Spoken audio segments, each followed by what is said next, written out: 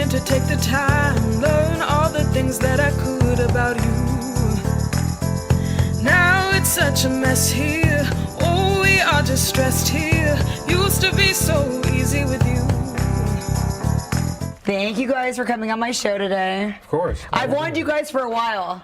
You did. We're very busy. I know. I mean, okay, so do a little intro. So you tell us how you came into Clovis Hills and what you've been up to. I came into Clovis Hills through one of my good buddies, Derek Alvarez. He was already on staff with Brandon. And I was in a transition working with my dad's church.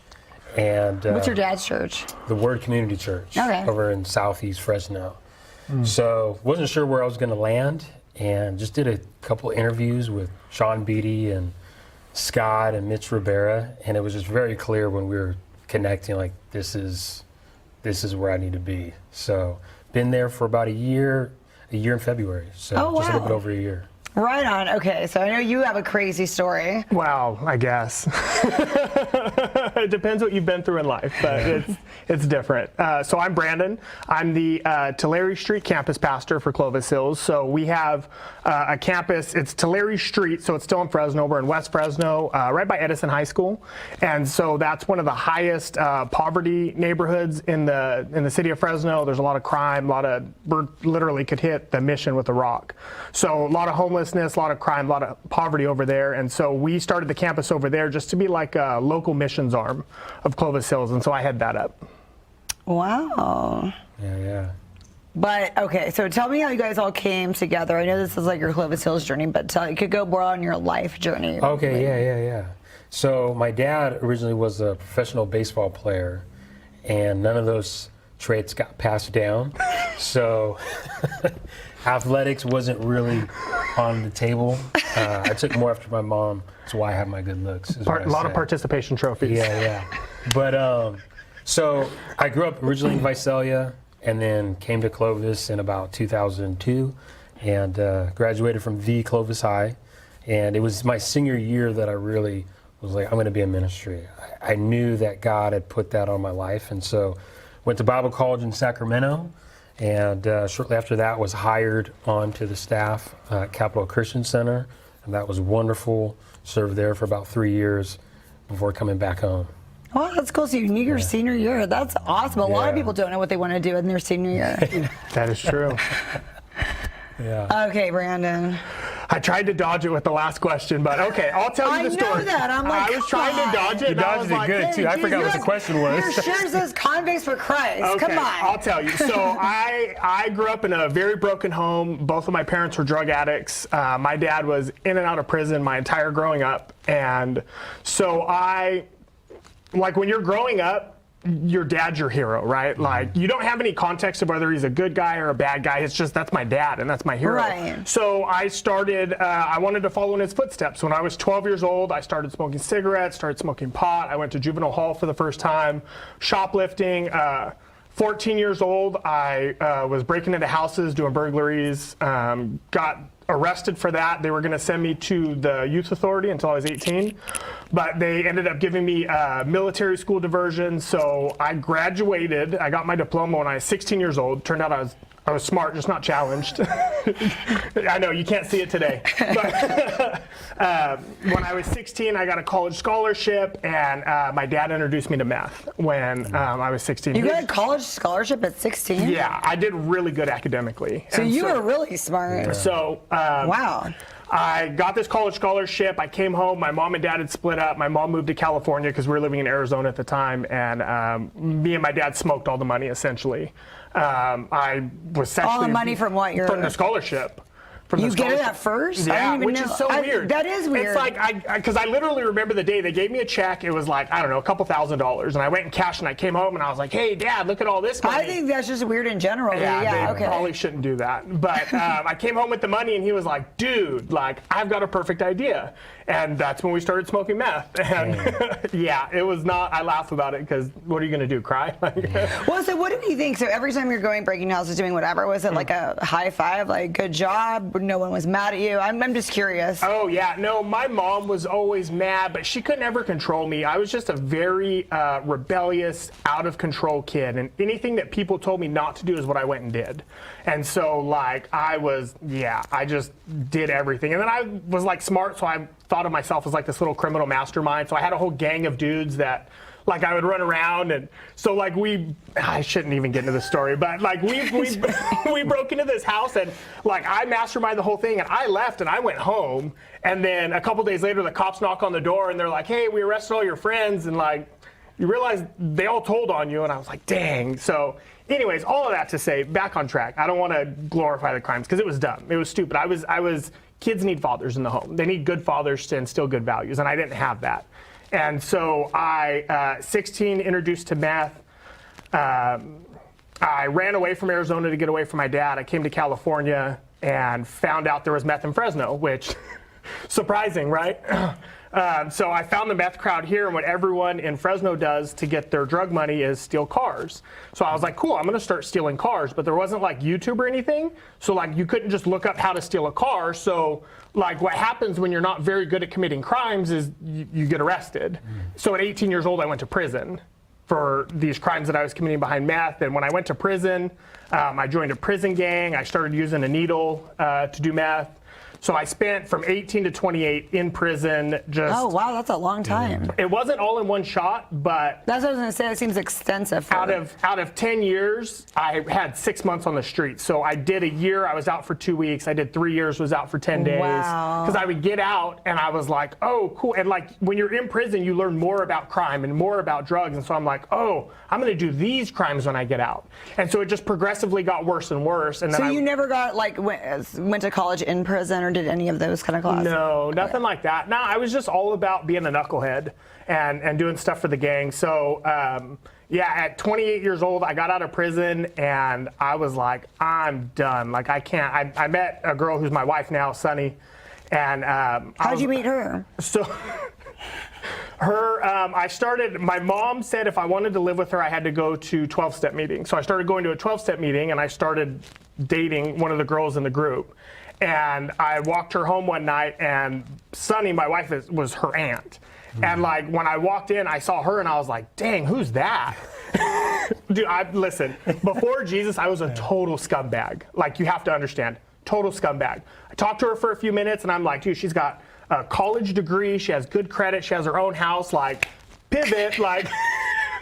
And the whole first year of our relationship, I was using her and manipulating her because I was on drugs and I wanted a place to live and I wanted money. That's what I was going to say. It's really hard to come out if that's all you've done to get money. It's hard to get that second chance. Yeah, it was tough. But in the process of doing all of that, she was such a sweetheart that I like actually fell in love with her. Like as much as I could with my like drug abuse, cynical heart. And so you started to warm up. And I started to warm up to her, and so I stopped committing crimes, and because she made me get a job so I could help pay rent. She was like slowly making me responsible. And when she like confronted me, I don't know, 8 months into our relationship, was like, hey, I think you're cheating on me. You're gone all the time. Your money's missing. All of this stuff.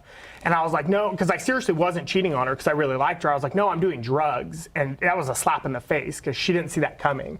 So she was like, dude, you have to get out. So when she kicked me out of her house, it probably saved my life, which is why today, like when I counsel parents with drug addiction, like, dude, cut them off, kick them out. Because when you pull the rug out from under their feet, you're doing the best thing you could ever do. But where do they go? Like, where'd you go? I went to the streets. I went to the streets and I was running around. It was the darkest point in my life. And I got suicidal.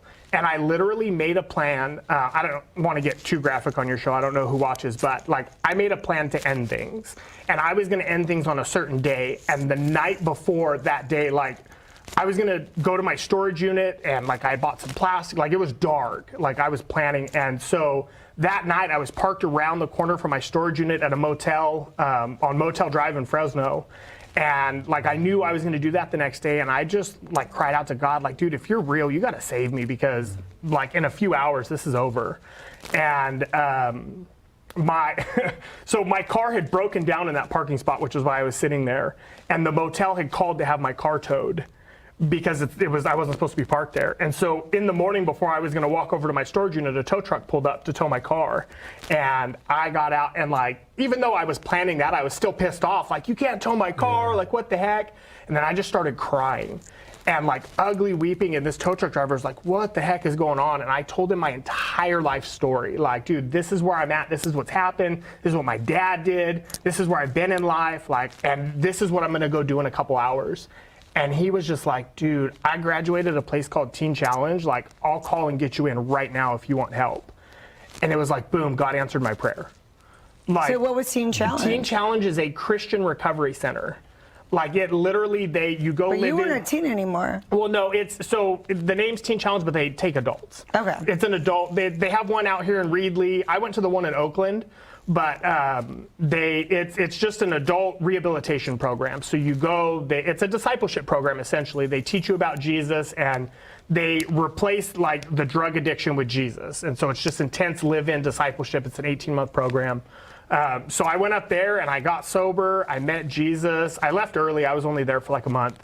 And then I came back home and I just got plugged into church, plugged into Celebrate Recovery. And as hard as I chased the drugs in the streets, like I turned that to chasing Jesus.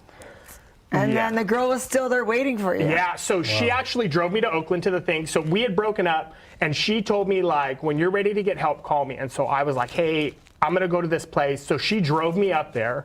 And another moment, because the dude didn't tell me that it was a Christian program. He goes, hey, I can get you into a place. And I go, cool. So we drive up to Oakland, and as we're pulling up, it was like a 4-hour trip, 3.5 hours into the ride. He's like, he called her cell phone. He's like, hey, I forgot to tell you, it's a Christian program. And I was like, nope, hard out. Take me back to the broken down car, Motel Drive. I don't want nothing to do with Jesus, right?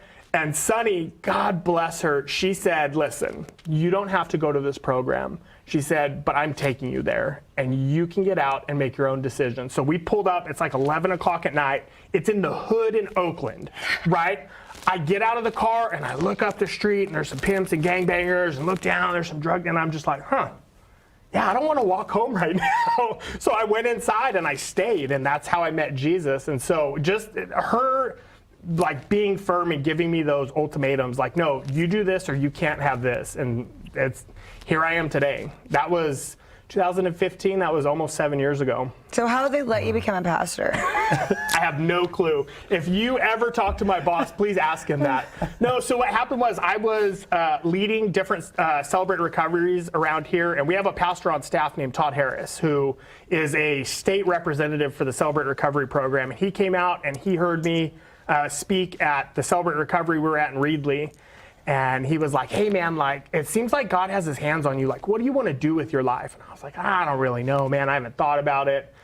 So I started praying about it, and I was like, I feel like God wants me to be a pastor. And then a mentor of mine was like, that's a dumb idea. Like, being a pastor, like, pastors are great. We love them. But what you see for an hour on Sunday morning is like, it looks like it's an amazing job. But he told me what you don't see is the 80-hour week, the phone calls. Hey, someone died. Hey, someone relapsed. Hey, I need this. Hey, I need that. Calls in the middle of the night. Hey, I'm suicidal. Hey, I'm this. Like, my marriage just fall apart. You don't make a lot of money. Like, you, he said, all you're seeing is an hour on Sunday, and you're thinking that's an awesome job, but it's a very stressful job, and like, it will drain you. And so if God's not calling you to it, you shouldn't waste your time.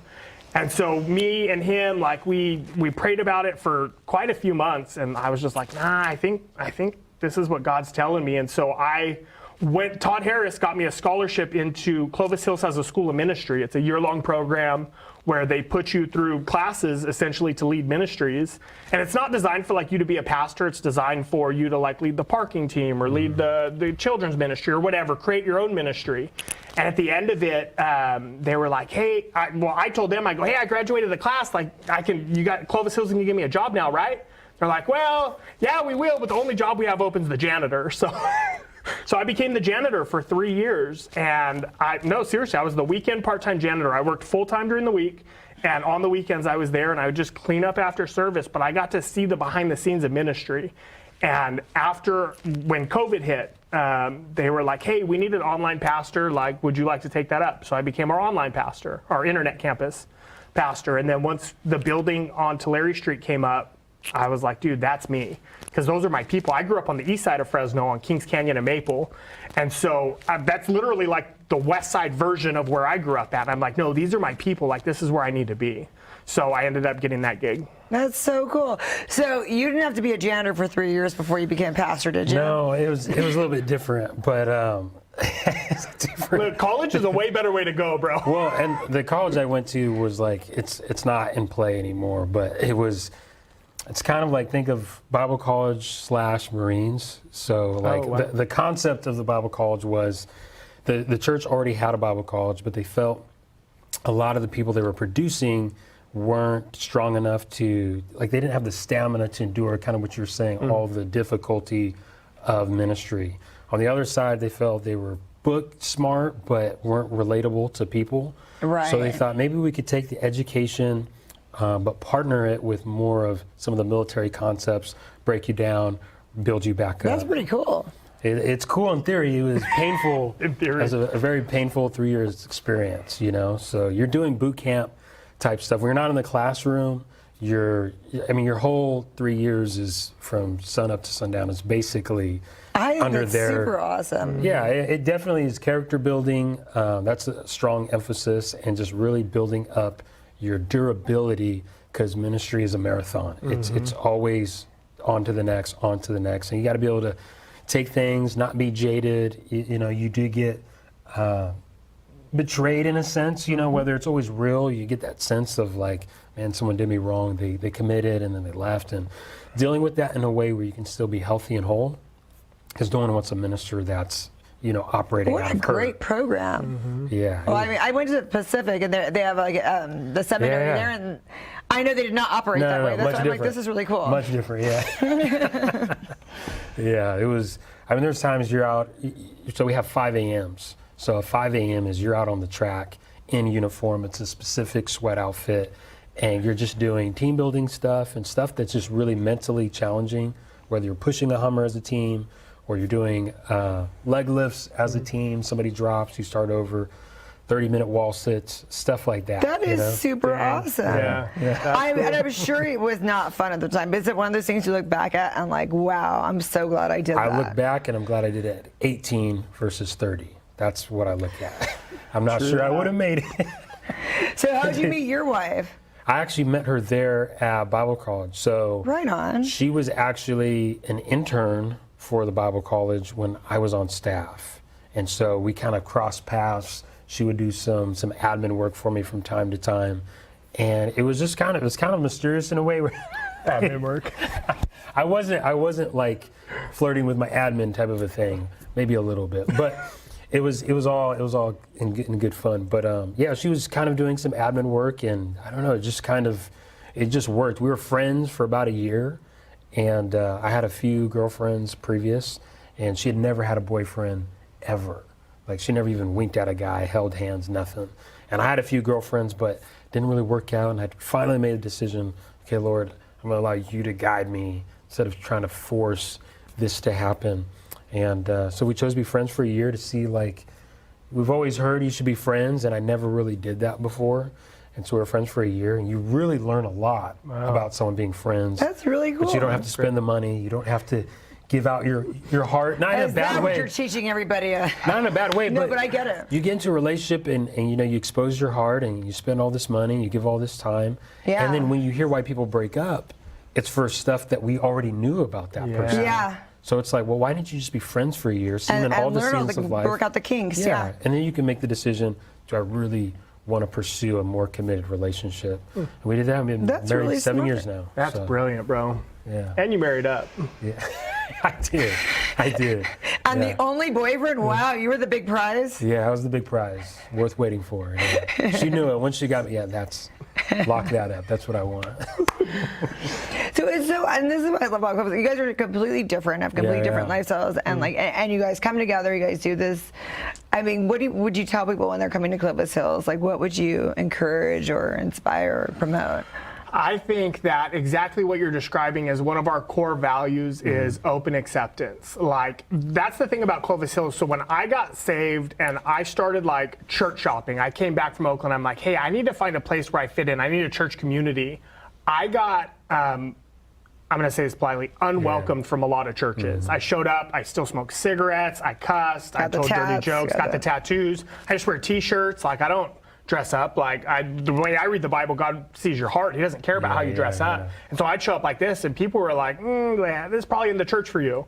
And so I felt really, if I wasn't so stubborn, I probably would have gave up on church. And so I like went around until I found Clovis Hills. And when I walked in, they're like, dude, welcome. Oh, you've been to prison? Cool. Like, come on in. And so me and a dude like Dewayne, who have exactly opposite life experiences, come together because the common ground is Jesus. Like, we've both been saved. Like, apart from Jesus, we were both screwed the same. Right. And so, like, open acceptance, like when you cut open Clovis Hills, what we bleed is open acceptance. Like, we don't care about where you've been. We care about where you're going. I would just piggyback on that, saying diversity. I love to say we have diversity of thought, and I think that's a big deal, especially in church circles. It's usually uniform thought. So we all have to view life and have the same narration of everything that's going on.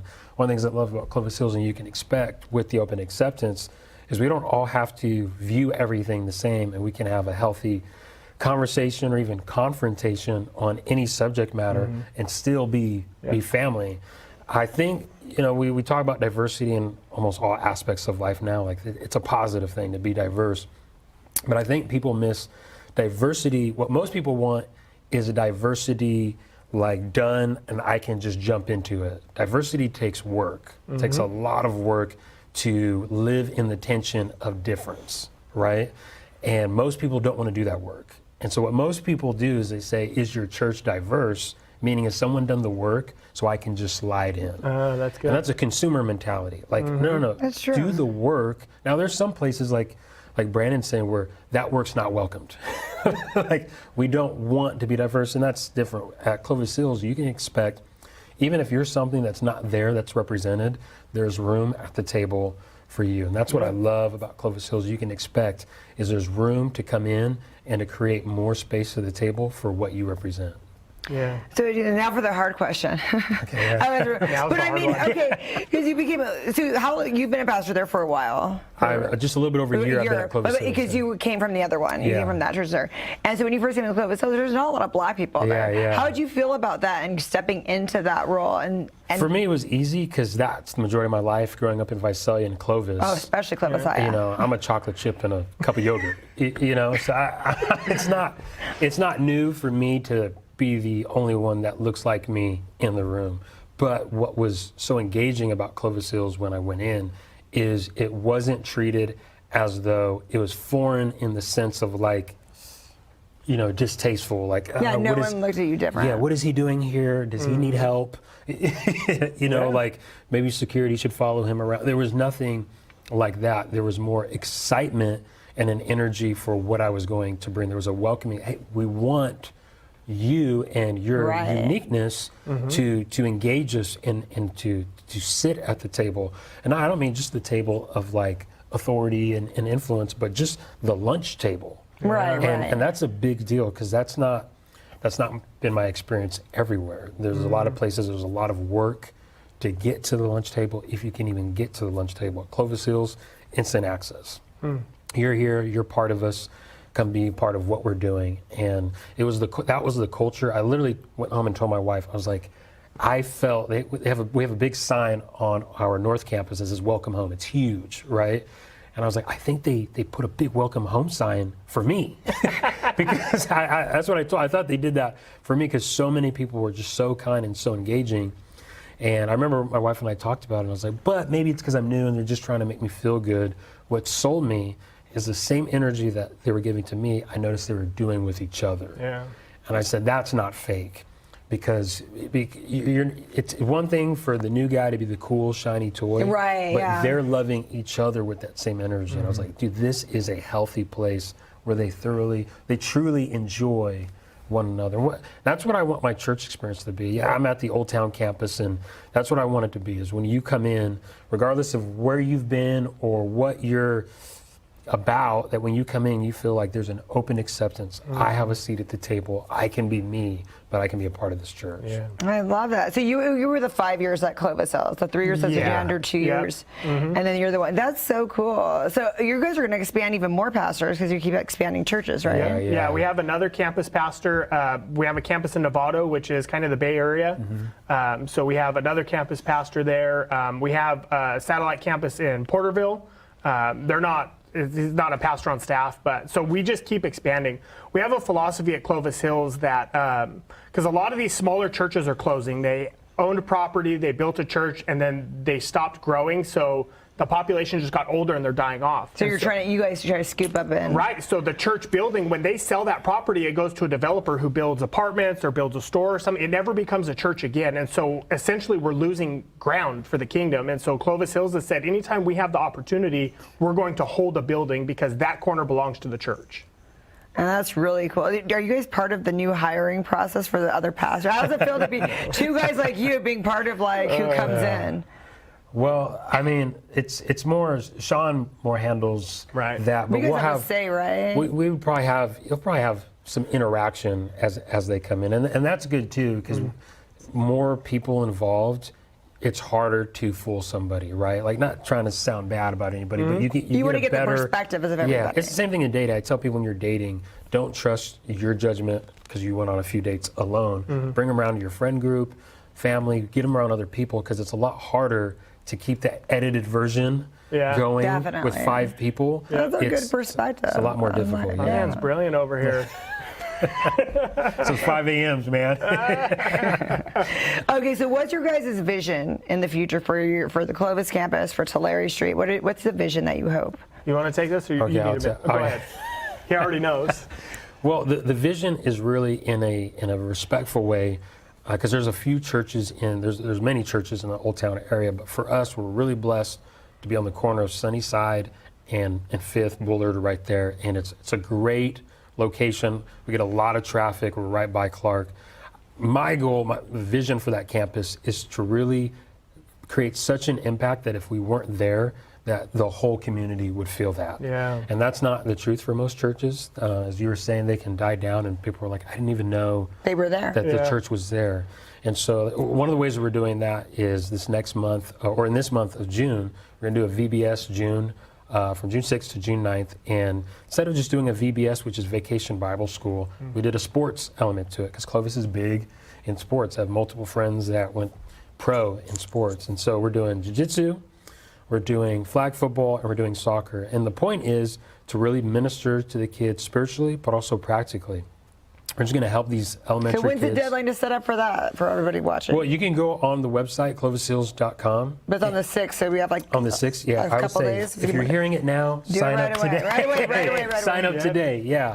And register. It's a great way for your kids to continue to have interaction with other kids during the summer, especially more than ever. It's different back in our day, right? Like it was natural. Like you didn't have to help your kids interact with people. Oh yeah, now you have to get them off the electronic. Yeah, it's hard. No one's outside. Like the street lights coming on was like the sign to go in, and like now nobody knows that language anymore. So it's a great way to get your kids to interact, to get them inspired, maybe with a new sport, make new friends, and all right here in the community. You don't have to go far. We really want to reach our immediate neighborhood right there, and really just help the parents out with coaching their kids. We're coaching them. You literally bring your kids, and we'll take it from there.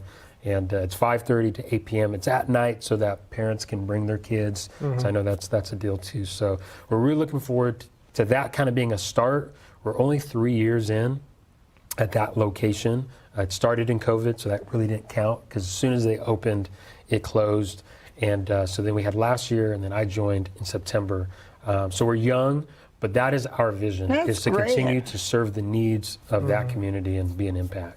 And then what about you, Burton? Do you have anything special coming up at the church? Yeah, so we actually do. So kind of what our vision is there is, I hate the term broken neighborhood. So the neighborhood is, you've got the generational poverty, you've got the crime, you've got the homelessness. The majority of people that live there are good people that aren't necessarily into drugs or into crime or any of that but stuff. It's just happening all around. Generational poverty, they for whatever reason, that's where they can afford to live. And so what I've noticed from growing up in a neighborhood like that like even though my parents had good intentions, like say mom worked, so I was a latchkey kid or whatever, like I fell in with the wrong people. And so what we're going into that neighborhood to do is we're trying to reach the kids too, like what you were saying. So we're creating like an after school program starting this school year. So we are going to cover from the time school gets out to after dinner. So if mom works till 5 o'clock, covered. we've got your kid until you get off of work, because we talk to the police, we talk to parents, and that's the number one need there. Cops said they do most of their juvenile arrests between 3 and 5. That makes sense. And so we want to be a place where kids can come. We want to build relationships, pour into them, be like a good father figure, because there's a lot of single mother homes over there, whether dad's in prison, he's just a deadbeat, whatever. We want to be that good influence and build those relationships. But aside from that, aside from the after school program, the other things we're doing is meeting needs in that neighborhood. So being the local missions arm of Clovis Hills, we're doing a lot of food giveaways we'll be doing, but the biggest thing that we do every year is, we used to call it Faithful Feet, it's a shoe giveaway. We're calling it Kicks for Kids now. I took over and I had to change the name. So we're doing Kicks for Kids. And so on July 30th, we're going to give away, so last year we gave away 1,200 pairs of shoes to kids that can't afford shoes going back to school. And look, you know how it feels like when you go your first day of school, you got brand new shoes, brand new clothes, a new backpack, you feel like $1 million. And that makes all the difference, because I started school with beat up shoes with duct tape on them. I felt like crap and immediately start the downward spiral. So what we want to do, our goal this year is to raise 2,000 pairs of shoes and 2,000 backpacks to give to kids. That's the week before they go back to school. So where can people donate to that if they want to? So you can, there's a couple ways you can donate. You can go on the Clovis Hills website and you can just fill out the first thing you see. It says connect with us. They can fill out a card. You can bring brand new shoes or backpacks to any Clovis Hills campus any time of the week. The other thing that we're looking for right now is financial sponsors, like businesses to partner with us or people to partner with us. $100 buys us 5 pairs of shoes. Wow. $100, so $1,000, that's 50 pairs of shoes for these kids to go back to school. Yeah. So we've already raised about, I want to say 1,200 backpacks. So like we're well on the way. Oh, that's perfect. Oh yeah. Okay. So what we need is like we really want to tackle the shoe problem. So if people would like to give financially, like they can hit that connect with me or on we can Clovis buy Hills. shoes and send them. Yeah. Okay. Or if you just are at the store and you can buy Walmart $15 for a pair of brand new shoes. Get a kid-sized pair of shoes and just drop them off at one of our campuses. That sounds awesome. And know that you're making a difference in a kid's life, because it makes all the difference.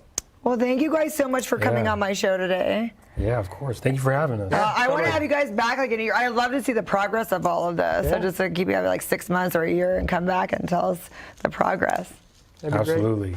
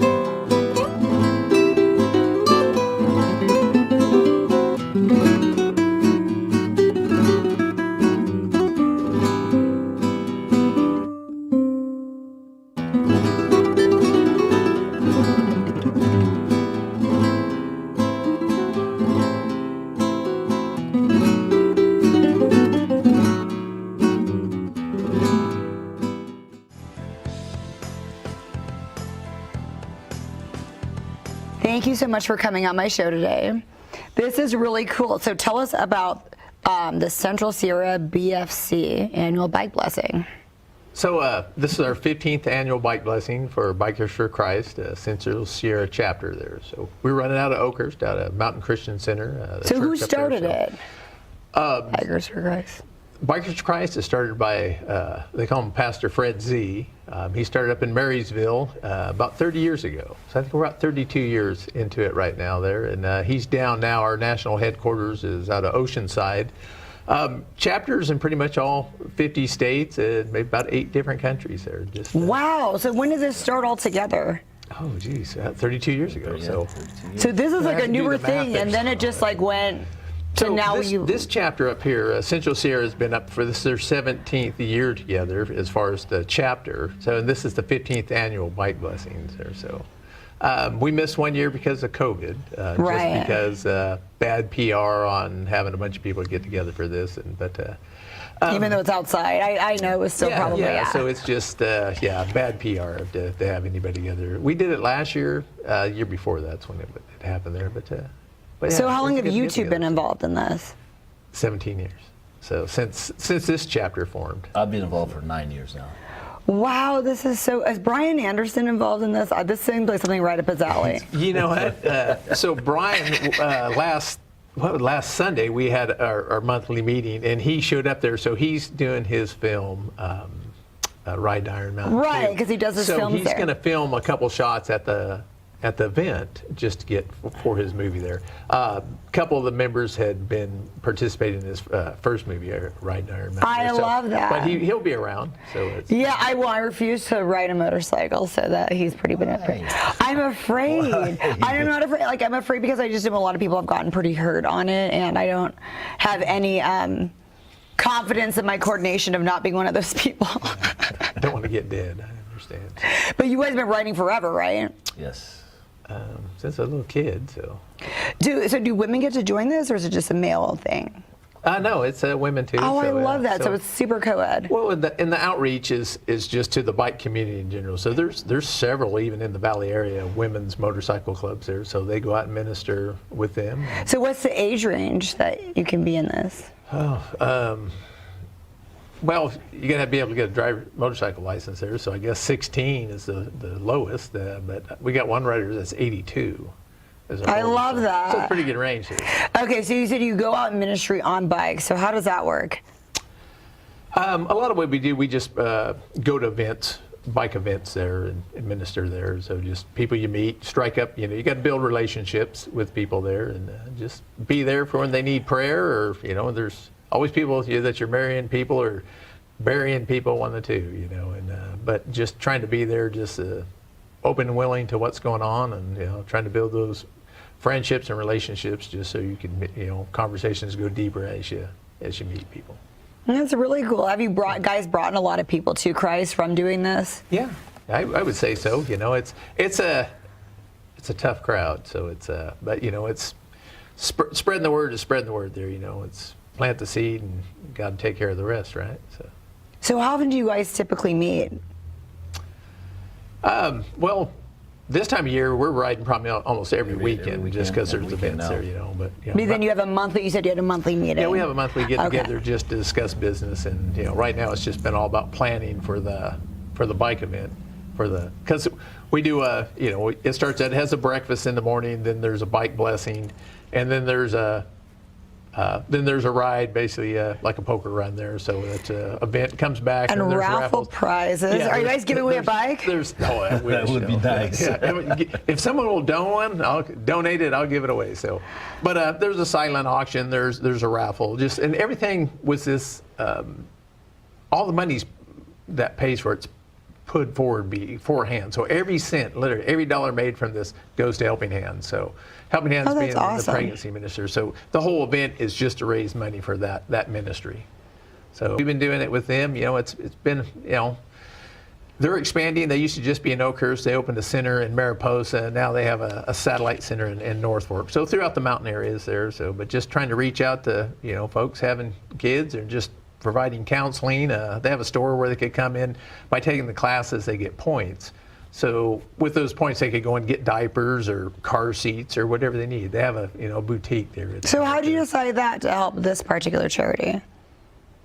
That was a long time ago we started. Just kind of got involved with them. So you guys, it's been like a relationship you guys have had for a while with them. That's for cool. a lot. It's through some of the different. I think we're working with the third director they've had there now, but it's always just been there's a need in the community and different ministries in the mountains. It's a small community up there, but they got a really good outreach. They need some support to keep it going. So it just seemed like it's worthwhile, and whatever you do to help them.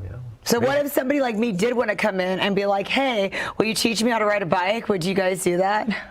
Someone would. I guarantee it. Someone would there. So. To be like, I want to be a part of it, and then you're like, Never where's your too late to motorcycle? learn. I don't have one. I don't know how to do it. What do you help people like that just have a desire? You know what? I've taught more people to ride a motorcycle right there in that parking lot where the bike lesson is. And you know, you start out in a parking lot. How to start, how to stop.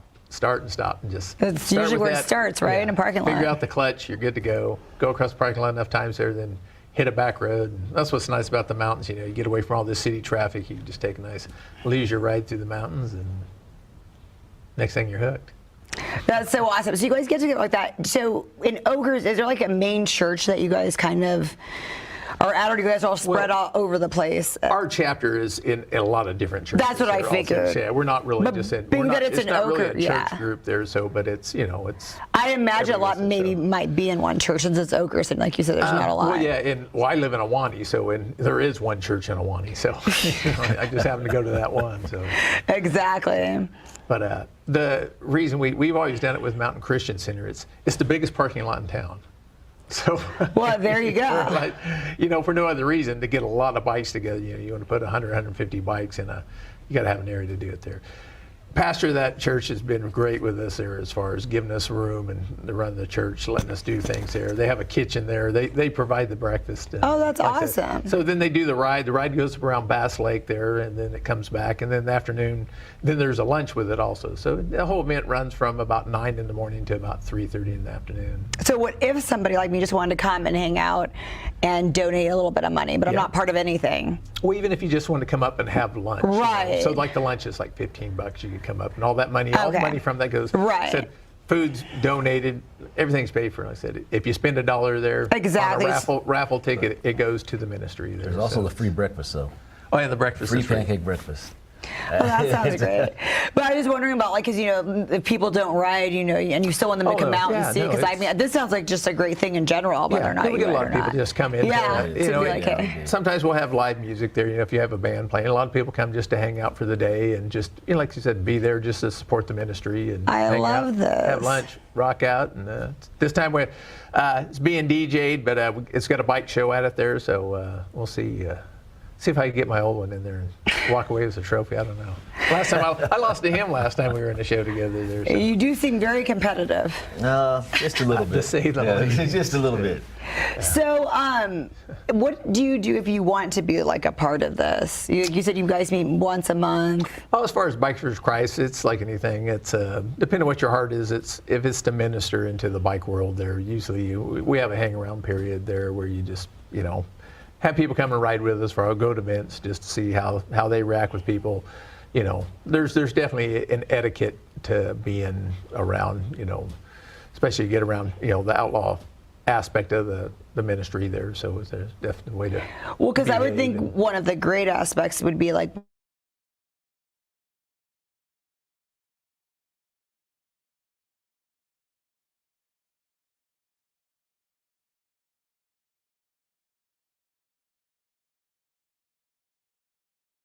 random. I Yeah, said- we got a chap. Well, we have a chapter in Phoenix there, so they just Okay. all went out and ran with the folks out there and hung out, had a good time. So you guys do stuff like this. So it's like, if you're going to go to a place and they have it, one Yeah. of you guys who's like, Yeah. and So like it's the just- director calls another person that's the director there and said, hey, I have one of my guys coming out. Well, it's just funny, just because the patch. I mean, I probably minister more people at gas stations than anything else. Going to an event, they're just stopping, you get in a conversation, and someone asks you about the patch, and you're just next thing you're talking. So it's Yeah, because people look in there like, what is that? yeah, that's there's. Yeah, it's like, hey, what's the 777 mean, or what's this, or just hey, What does a 777 mean? It's it's the opposite of like 666, the number of man in the Bible. So 77 is considered the number of perfection, number of God. So Oh, why is it always on the slot machines in Vegas? yeah, and if you It's like hit a it, if game, you hit right? it in Vegas, it's worth a lot of money, right? Well, this is so cool. So how did you guys meet? How did you get involved with this? Because you've been half the time he has. How did you hear about them? It's funny because me and Mark, we went to high school together. So we've known each other for quite I've a known while. him since about 77, 78. Yeah, right there. Oh, gosh. We're from the neighborhood. I so, love it. yeah, So played football together and all the other good stuff. And when he moved up to the mountains, come to find out he was riding with Bikers for Christ. And so I was one of the hang-arounds. I went up there and went to a couple of events. But you knew how to bike prior, right? Yeah, you've been biking forever, Yes, and then oh, you're yes. just like, I Of just want to course, go of in there and like, course. you've been doing it forever too, right? Yeah, I thought so. So I decided to go hang out up there for a while, and I kept coming back and forth, and I committed. So That is I awesome. decided to commit, and it's been a blessing ever since. That is so cool. So who is the director of this chapter? I So you're the director, and then what do you do? Everything else. You put him to work. He's a soldier. Well, He's I a was soldier. yeah, He's a soldier. So I'm a disciple. And then if somebody wants you guys to come out, like let's say just to like speak to the kids or like stuff like that, you guys are open to doing stuff like that. Like if there's yeah, I mean, ministries is whatever the hell the door opens there. I mean, we got a lot of people just do different things in their churches. We have several people that are pastors. A lot of people doing jail ministry. And just what door opens. If it's kids, it's we've had people doing that, going into schools and reading stories to the kids. Just especially if you're a grandpa, that kind of gets you into that room pretty quick there. So what is the website for this chapter? Like what if people are just like watching and they're like, that's so cool, I just want to donate money. They don't want to go, they live somewhere else, but they want to donate to the Oakers chapter or for this event. How do you go about for it? this event, I mean, if they're involved, they could call me for one, and I can give my number out there. It's so if you're interested, it's area code 559-760-0162. My name's Okay, Mark great. Smith, yeah. You're awesome. So then you just give then people the information. We get in there. They can make the trek either to Bikers for Christ or to Helping Hands. We'll get it to them either way there. So it's and some people do that. I mean, a lot of businesses that want to be involved with helping support that ministry do that. They just make a donation in there they've never really got on a bike in their life there, but their belief is in what the ministry's doing there. So it's, and you get a lot of silence come along there that just want to like, hey, we've had people come up and match, like, hey, you get this donation, I'll match it. So Oh, I love that. and we had a awesome. pretty major national ministry, which always tells you like don't ever use our names that come up. But we did the event and we raised about $3,200 at the event, and then they matched it. So we were able to give them $6,000. wow. Like I said, because it's babies, I mean, this place is putting out so many diapers. I tell you, if you don't want to do something, bring a bag of diapers, because babies need diapers. Oh, We yeah, can you get never have every too many. diaper we can Too get. many. Yeah, it's endless. So there's always just things like that, donations that will go anything to help them, and just How keep them many to get another members year. do you think you have right now? Our chapter is at 13. So it's actually, I'm sorry, it's 14. So.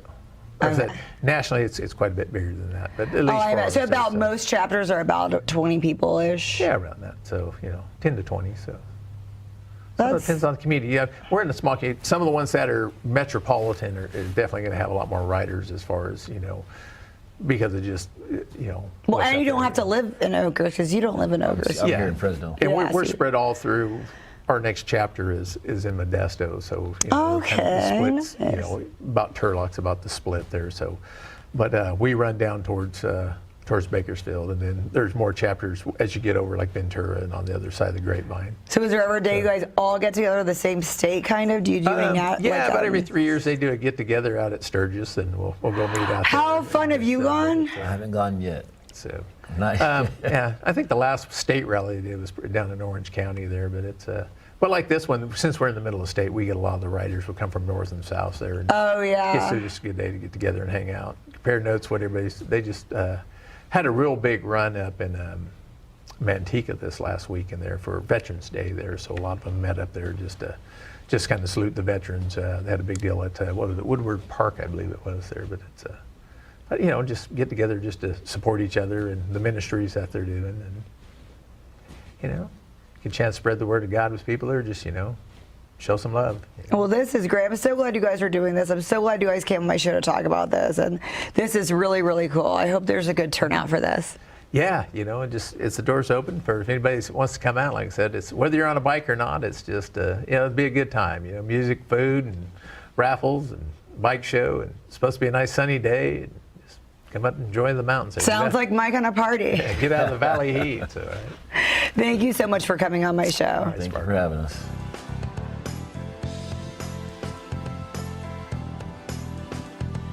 Thank you guys so much for coming on the show today. Yeah. Okay, so explain to us about Iron Men.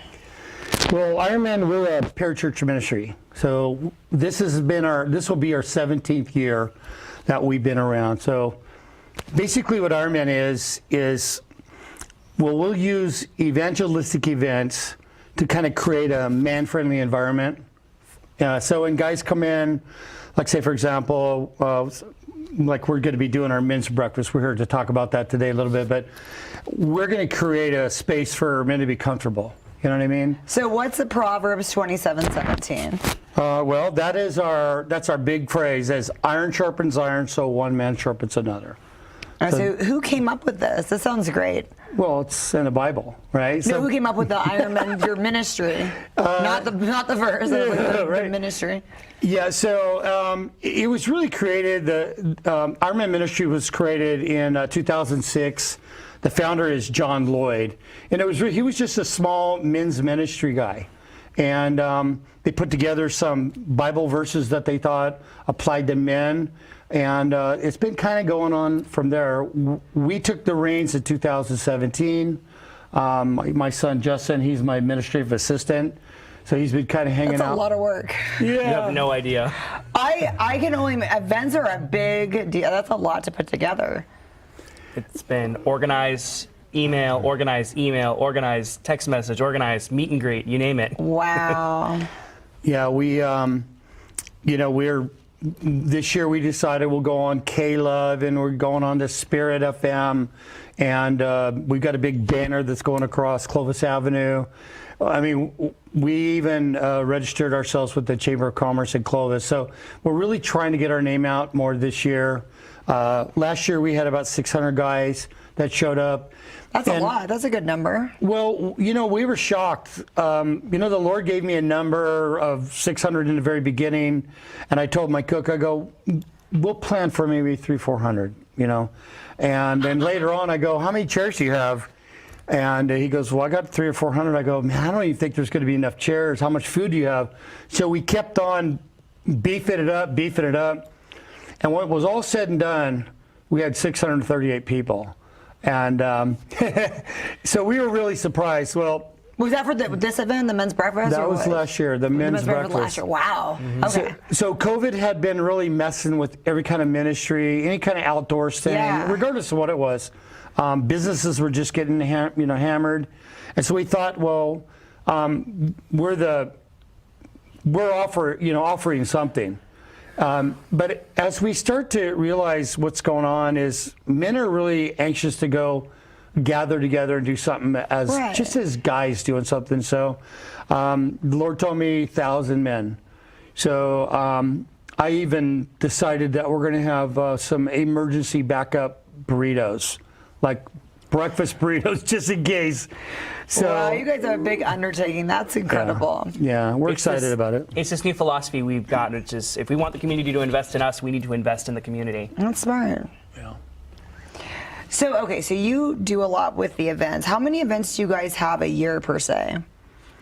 Well, we're a parachurch ministry, so what we typically do is we want to come alongside a church. And in Dinuba, for example, last month, there was just a small community church, and they wanted to try to get the guys fired up. Okay. So what we did is we said, okay, I tell you what, we'll bring all of our merchandise, our cool stuff, our banners, we'll promote it, and we'll invite men to a small, like a continental breakfast. And we brought our speaker, Nate Franklin from Cornerstone Church, here's a big name. We brought him and a guy named Brett Thomas, both pastors. They delivered a good man message. We brought our band, so they rocked out the whole place. And, we gave them some shirts. So the whole town, was on a little buzz because there's something going on in the community. So that's when we come directly alongside a church. Every year we're going to do a men's breakfast. That's when we've been known to bring Derek Carr and brothers. We were at the Tulare Ag Show about 7 years ago, I think, and there was about 6,500 Ironmen there. Wow. The Rock Church is our affiliate, so they have about 7,000 men. Our database holds around 6,000. Texas, there's 2,000. where did we just pick up? North Carolina. North Carolina. They just started. So how many chapters are there, pretty much? I mean, it's probably not the right word to use. Well, you could call it chapters. You know what I mean. It's men's ministries that want to pick up our model, how we do Exactly. stuff. So there's about 6 or 7 states. I love that. And so it's just growing. It's just going up and up. Yeah, we're really excited. We just found out that there's an Ironman in New York. And I was Googling my own name just to see what was going on. And I went, wow, there's New York City Ironman. And they said, hey, we just started in 2014, modeled after our brothers in California. And I was blown away. How exciting, wow. Yeah. So getting back to our events, so we came along Dinuba. We named it the Rise Up event. This year's the men's breakfast. And then always every year in September, we do a retreat. And this year our retreat's going to be at Sugarpine Christian Camp. And our motto is, we kind of play like gladiator games, kind of tug-of-war stuff. And so who comes up with all of that? Do you come up with a lot of the games and stuff? We do, yeah. That's all him. I'm the one who's like, all right, if you're going to do this, we need to do it. Here's how we're going to do it. He would rather have, hey, Dad, can we have like an area where we could just game and, compete, the Halo contest. It's like, no, we're going to do the pie eating contest this year. That's what we're going to do. No gaming. But his generation, right? He's 25. And so he's bringing a different element, another generation in. I'm the old guys. We call ourselves the gray hairs. So it's great to see him, his influence, and, what he's bringing to the plate. So, we're not just old guys. We're encouraging the dads to bring their kids.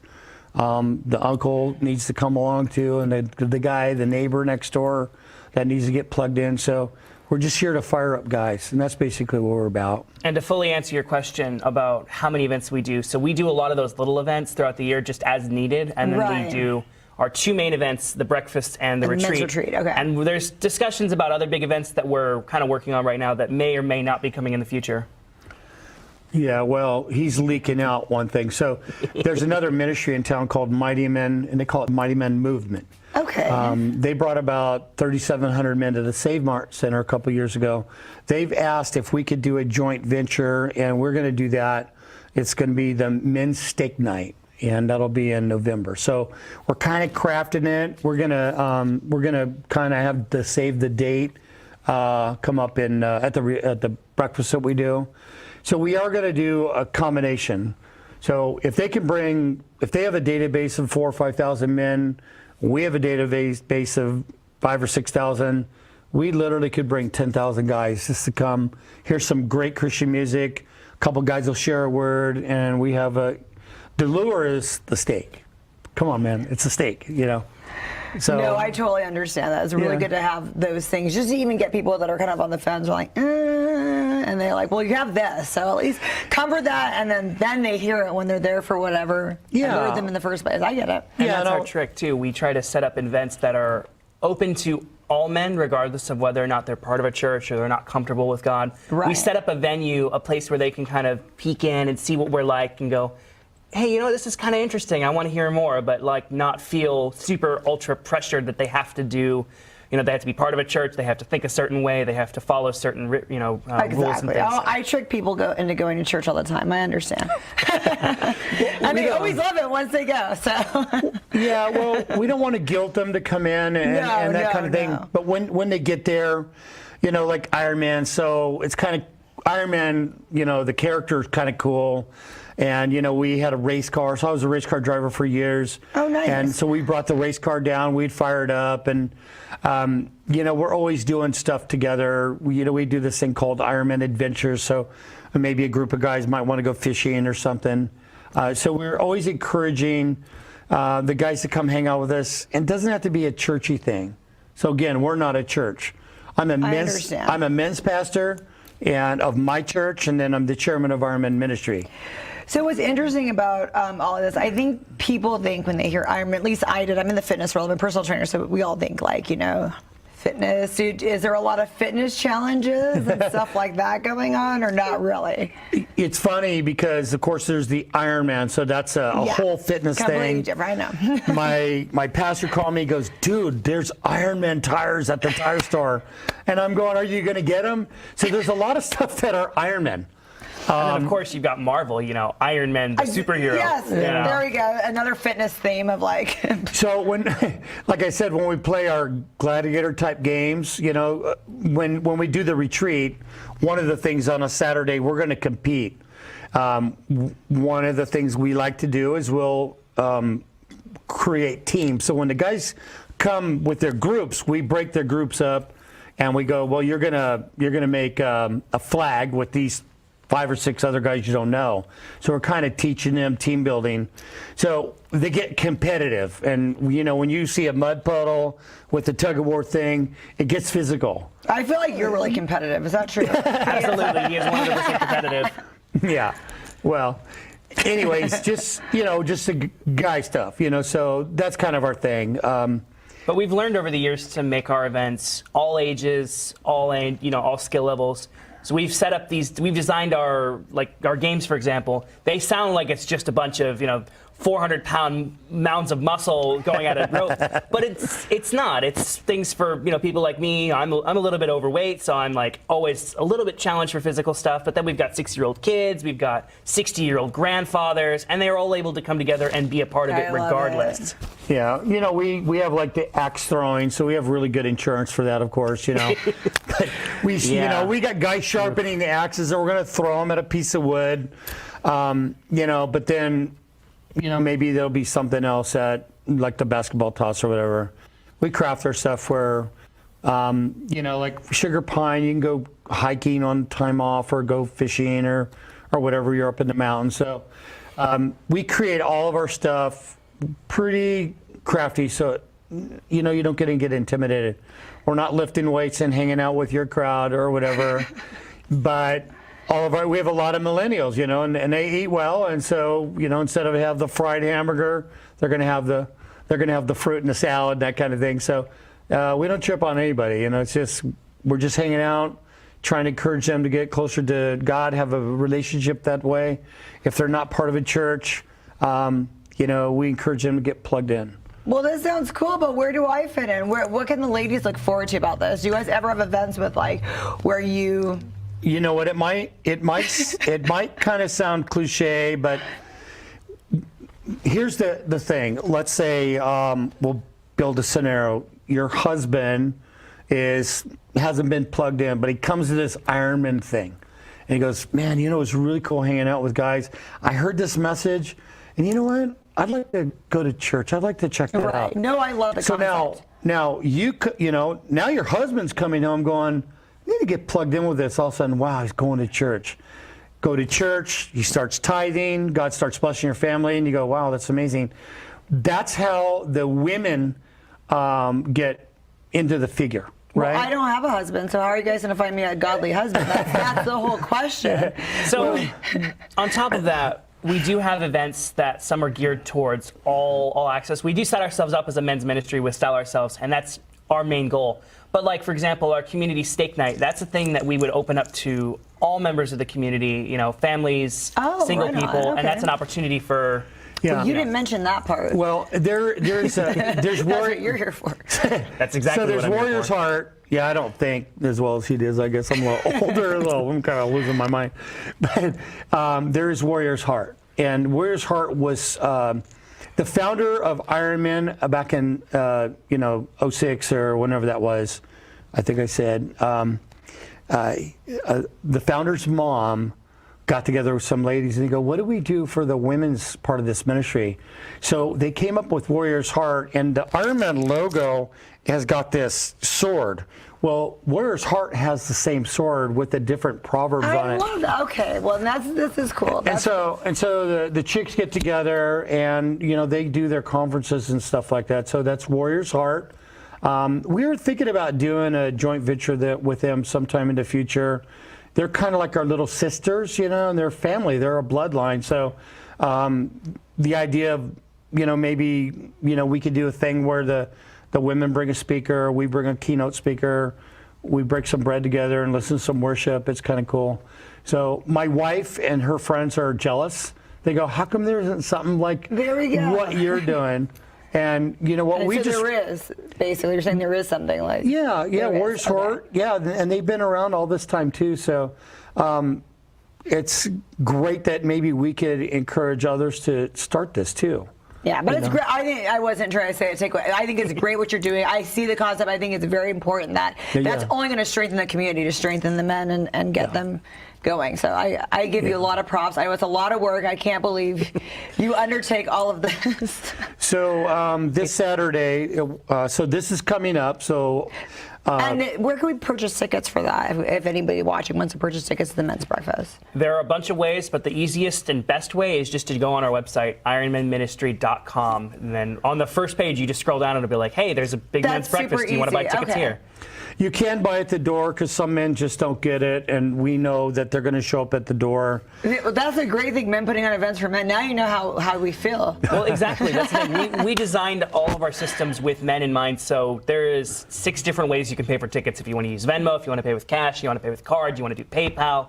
You know, just today we just got a brand new Venmo account. That was my whole morning was getting that all set up. Well, we're running across. I mean. Today with technology, it's crazy. So we just need caveman cells. That's cash.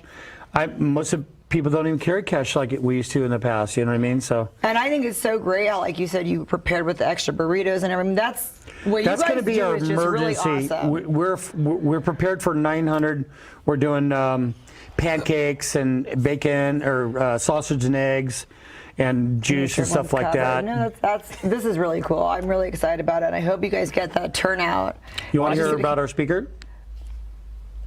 I kind of do. Now I'm kind of nervous. Who is it? So his name is Jeff Bramstead, and he's a Navy SEAL, former Navy SEAL. I did hear about that. Yeah. So he's done Deep Horizon, a couple movies. He's a stunt double.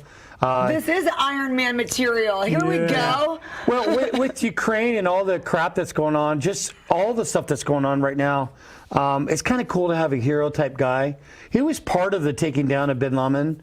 So that is so cool. Yeah. Oh my gosh. Yeah, and so he's going to be. Our theme is armed and ready, and so his theme, or what he's going to be preaching on or teaching on is going to be. It was a good battle. It was a good fight.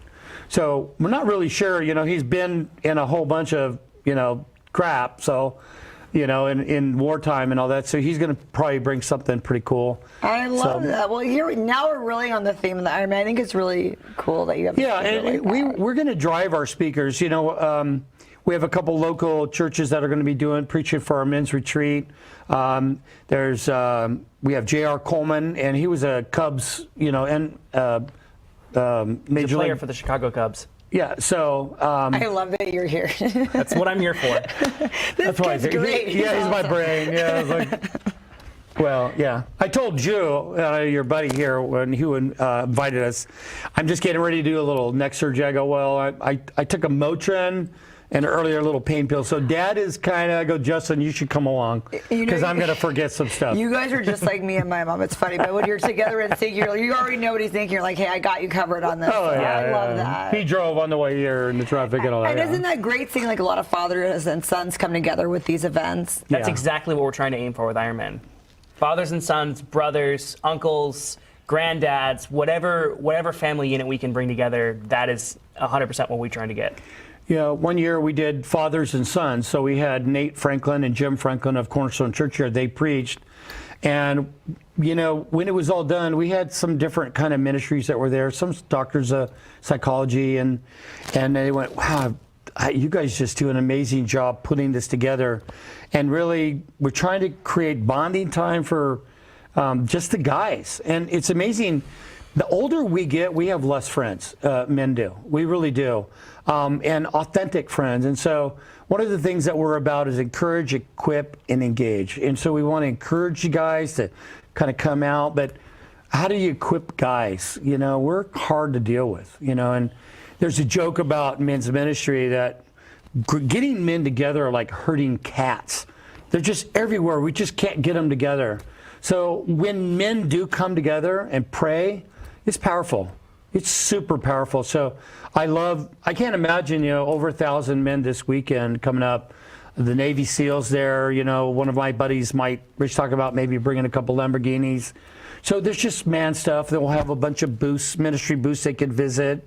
And then guys are cooking. So it's important that we're cooking in front of the guys as they're waiting to get their food line. There's guys cooking. You know what I mean? And I think men serving men in that capacity, we're hoping that other men will the takeaway is, you know what, it was cool. We create a space for guys to go. There's no girls hanging out with us. If we need to cry over something, or guys can huddle in a corner and pray. So I think that's part of it. I know it's very important for people to get with, because that's when you can let go and let loose, and they can confess things they don't want to confess in front of the female. So I understand the concept and I love it. Yeah. And really that's the whole idea. It's just like I said, we're a parachurch ministry, so we come alongside other churches. We are not a church. We make it very clear. That's why our place is the rodeo grounds. It's neutral ground. So Bob from next door, don't trip, dude. Just come on. Just come on. It's all good. Have some coffee. Get a bite to eat. Really quick, and I know you probably have a lot of stories. What's one story that really melts your heart when you think about all these events that is just wow, that you brought someone to Christ that hadn't been, or just a story that you have about? Yeah. Well, I can tell you that at our men's retreat, the very last night, we're always trying to bring the prayer of salvation. And we had about 20, 25 guys they were done. They gave up. I go, they're done fighting. They're done trying to pretend. And so the message that they heard, it just slayed them. I call it slaying the dragon. They were just done. They were on their knees, snot nose, crying, bawling, guys hugging. And so what we've done in the past, this is like a little spoiler thing, but we gathered the guys and we said, you know what? Why don't you leave the sanctuary? There's some pastors there, and we take them out of where we're all gathered, right? A couple hundred guys gathered. And they get a chance to talk about what happened to them, what, they just accepted Christ or they just rededicated their life. And then we bring them back in, but when we bring them back in, we open up the whole sanctuary, and these guys come in the middle, and all the guys swarm around them. There's hugging, there's patting on the back, and then the worship band keeps playing. And usually it's some kind of worship song that is like, oh my gosh, I think the one you're thinking of at the time was Amazing Grace we sang. Yeah. So there's just been some really, really big things that have happened in the past. So, I mean, one of the biggest things I can't believe I bring my phone and put it on silent. You're good. Sorry. One quick one. This is the biggest thing that I think I've ever experienced early on in the Ironman ministry. I think it was the first retreat I ever came to. Justin just reminded me. There's 770 men outside. We're up in the mountains, and all of a sudden there's a spotlight on the hill. There's a guy wearing the whole bagpipe thing, right? He's got his bagpipes, he's got the kiln or whatever it's called. And he starts playing with bagpipes Amazing Grace.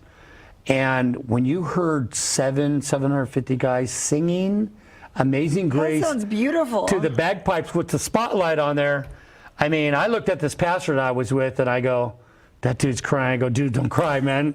Don't cry. I'm 6'2", 300 pounds. I'm a big guy. Don't cry. And but I'll never forget that. It got me. And I love that. Yeah, so there's a lot of cool stuff that's in store. Well, this is exciting. Thank you so much for coming on my show and sharing this with us. And I really hope you get, like I said, a great turnout this time and even better next year. Well, thanks for having us. Yeah, we really appreciate the time. So. Felt right in the moment, felt right in the summertime. It felt right drinking cherry wine with you. Just wanted to own it, just wanted to take the time, learn all the things that I could about you. Now it's such a mess here, oh we are just stressed here. Used to be so easy with you. Now I must confess here, oh I must past, dear. Don't think I'm in love with you. Winter is coming and I don't know what to do. And there's no more use in running, no more running to you. And I don't want your loving, I don't wanna be just friends, knowing all this time we were playing pretend. Playing pretend. Playing pretend. Ooh, playing pretend. It's a mystery.